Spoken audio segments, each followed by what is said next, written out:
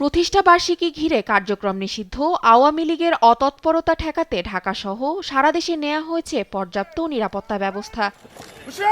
মঙ্গলবার DMP commissioner বলেন, সুযোগ পেলে আওয়ামী লীগের নাশকতার পরিকল্পনা ছিল, তবে আইনশৃঙ্খলা বাহিনীর কঠোর অবস্থানে তা ভেস্তে গেছে।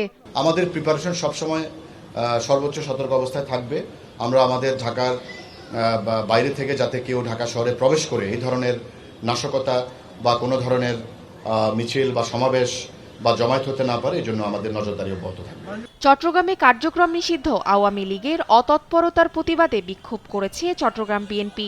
এ সময় ভূমি প্রতিমন্ত্রী মীর হেলাল বলেন, নাশকতার চেষ্টা হলে নেওয়া হবে কঠোর ব্যবস্থা।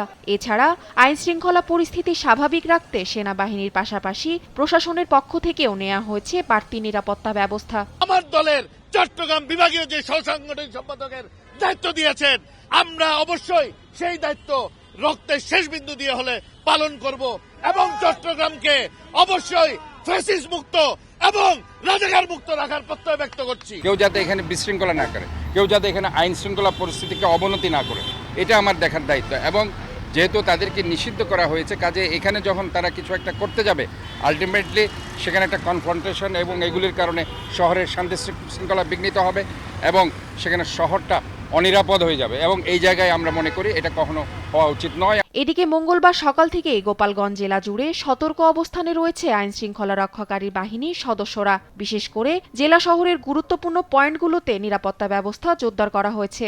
ইন-8 টু সিভিল পাওয়ারের আওতায় গোপালগঞ্জে 2 জন অফিসার সহ 5 প্লাটুন সেনা সদস্য মোতায়েন রয়েছে। ফরিদপুরে সকাল থেকেই সেনা সদস্যরা আইন শৃঙ্খলা নিয়ন্ত্রণে কাজ শুরু করেন, তবে সড়কে সব ধরনের যান চলাচল স্বাভাবিক রয়েছে। এছাড়াও গাজীপুর, নারায়ণগঞ্জ, নড়াইল সহ বিভিন্ন স্থানে নাশকতা এড়াতে সতর্ক অবস্থানে রয়েছে সেনাবাহিনী ও আইন শৃঙ্খলা রক্ষাকারী বাহিনী। নাশকতার চেষ্টার অভিযোগে আটক করা হয়েছে শতাধিক নেতাকর্মীকে। তাসফিয়া ইসলাম, নিউজ ডেস্ক, দেশ টিভি।